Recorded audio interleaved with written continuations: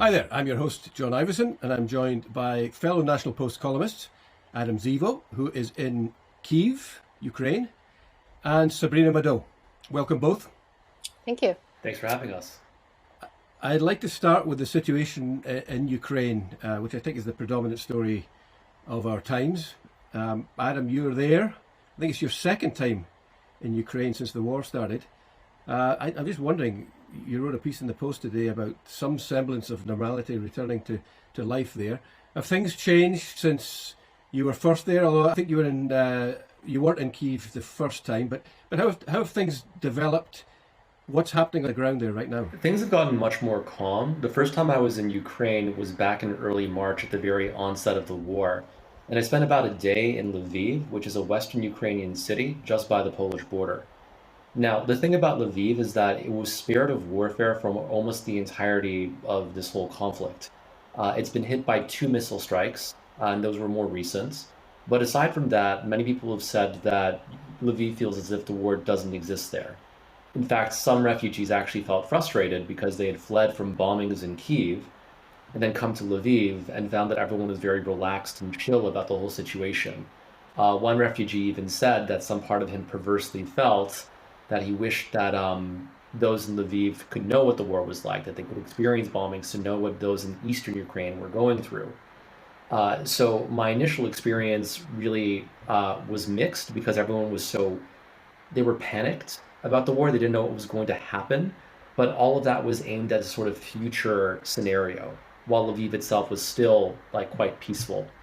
Then I came back to Ukraine about 4 weeks ago, and I spent the first 2 weeks in Lviv. And at the time, I found it difficult to write about the situation there because it felt like I was basically on vacation. There was no real violence at the time.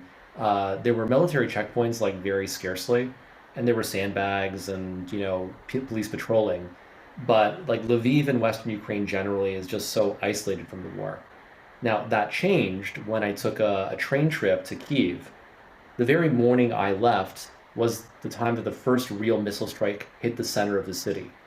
And it was a little bit unnerving because I'd taken the 7 a.m. train out of the city, and then a missile hit just by the train station at around 9 a.m. And it's speculated that the intended target of the missile was the train station itself, but that it missed.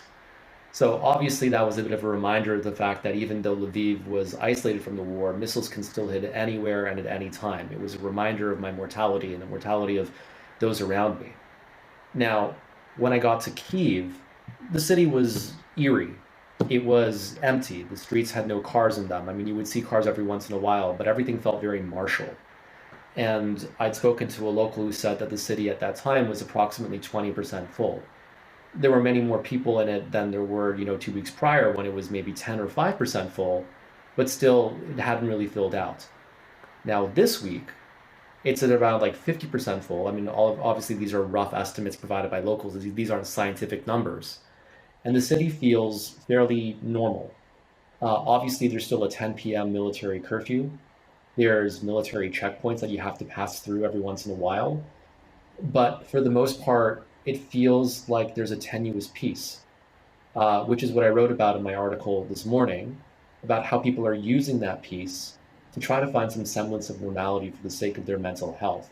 We were just talking earlier that you felt, or your Israeli friends felt, it was a bit like Israel, and I've been to Israel, and I remember the phrase that the writer Avi Shavit used about Israel, that people there feel like their future could just freeze like Pompeii at any moment, and therefore they kind of live life to the full. And it sounds a bit like that in Kyiv at the moment. Well, so, the irony is that at this very moment, here is, you might be able to hear it, another air raid siren. Do you guys hear anything? Yeah. Yeah. Yeah. Now, it's not a big deal. I mean, it's very, very unlikely that I'm going to be hit or that the city's going to be hit. But things like this are quite common. And people do get anxious sometimes. And they're aware of the fact that violence can happen at any point. But they also need to live their lives. And this is where the Israeli comparison comes in, because Israelis have been under threat of missile strikes for decades now, but they still have to find a way to live. So people will go and they'll go out into parks and they'll go and, socialize, and they'll know that, like, there'll be an air raid siren, and they'll ignore it because they have to de-stress. Let's just move on to the piece that you wrote for the Post last week, which was this contention by the Russians and even some Western politicians on the far left and on the far right that Ukraine is overrun by Nazis. That was not your experience, I gather. That wasn't my experience at all. And it's been shocking how large the gap is between the lived experiences of Ukrainians here and the foreign journalists reporting from here versus this propaganda, which has been taken up by a few gullible journalists across the world, which says that Ukraine is run by Nazis. Now, first of all, let's look at the hard numbers. Far-right parties in Ukraine have never been able to get more than 5% of the national vote in parliamentary elections. Uh, you know, since 2014, which is when Putin says that Nazis took over. So this is a sort of like Nazi domination of Ukrainian society, which is a phantom domination, doesn't really reflect in voters somehow. So you'd have to, they must be some really magical Nazis. On top of that, Zelensky is Jewish. They keep on they keep on passing anti-discrimination legislation. I'm writing a piece on LGBTQ issues right now where, we talk about how trans rights were expanded in 2016. In 2015, anti-discrimination employment laws were passed, which included LGBTQ people. Like, on the whole, the country is shockingly progressive for someone who's never been here before. And every single person who I speak to, like literally every single person, has been so annoyed by the Nazi myth.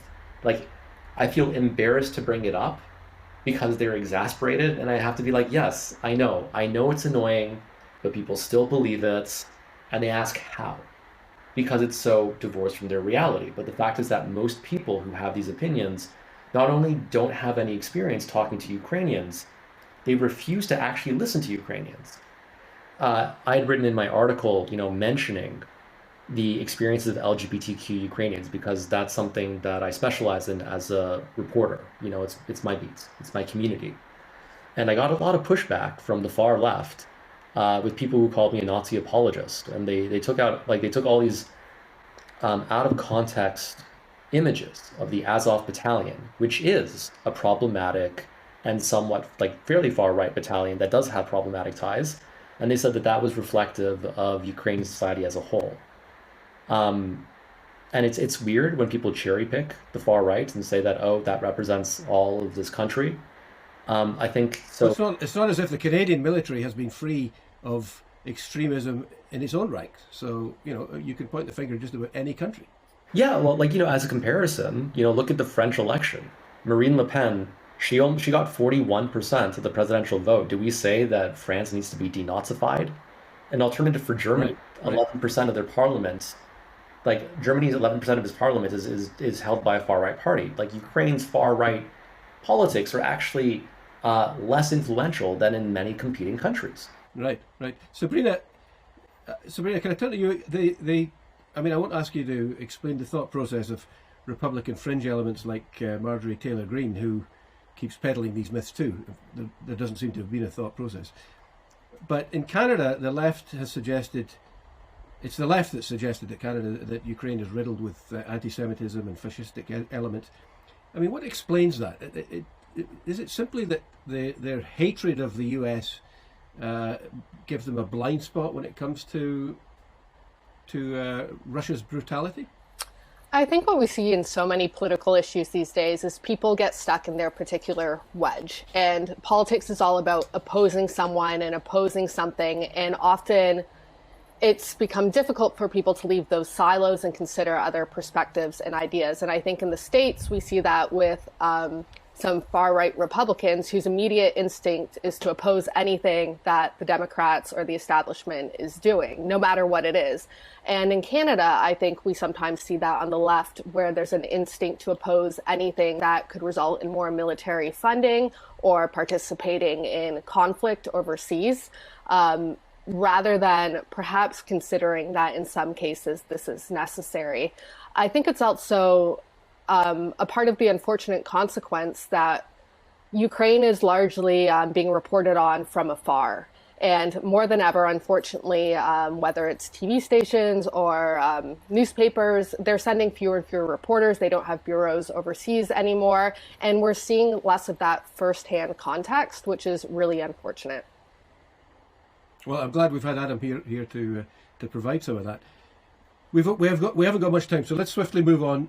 I wanted to deal with two seemingly unrelated topics, but I find them somewhat related.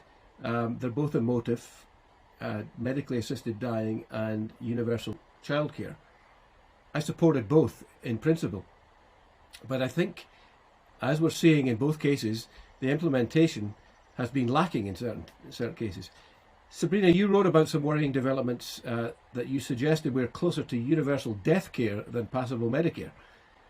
Tell us how things are going as we approach a date next year when people with mental illness will be eligible to apply for assisted dying. Things are not going well. In fact, they're going very alarmingly because this MAID program has not been well thought through, and there don't seem to be very rigorous processes that are ubiquitously applied to ensure that people who are applying for medically assisted death are the sorts of people where this is truly a last resort and a compassionate measure. And I agree. I think in theory, this program is a good one and a worthy one, but there are obvious kinks that need to be worked out. There have been several news reports over the last few weeks about people who have either successfully gone through with MAID or are in the final stages of being approved for MAID simply because they can't find affordable housing that will reduce the suffering for their medical conditions. Or there have been allegations from families that the process has gone too fast and the person who's been euthanized didn't have the capacity to make that decision.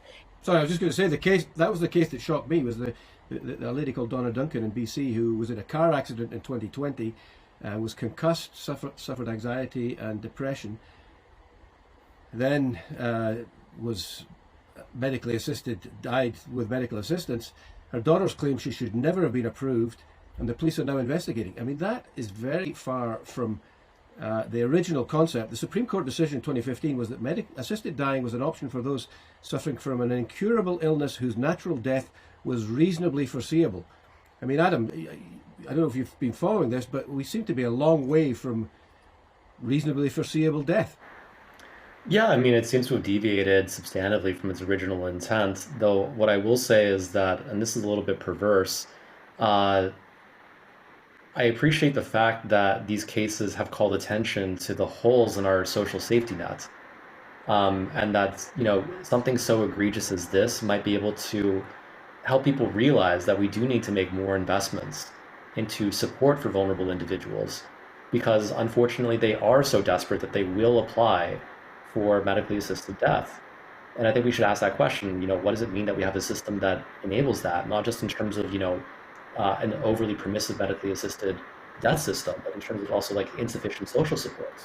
Absolutely. And that's the point I wanted to make in my column earlier this week. And like the Supreme Court said, it should be an option. But how much option are we really offering here if someone who suffers from mental illness or another condition can't meet basic standards of living in Canada? They can't access a doctor, they can't access therapy, they can't access medications.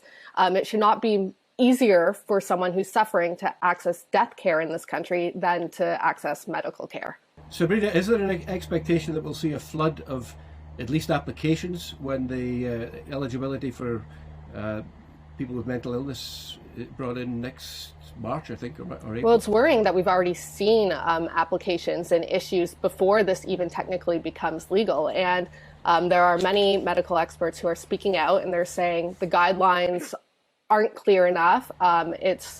There's a lot of holes in the system, and this is something that could be abused and lead to a lot of needless death and tragedy, unfortunately.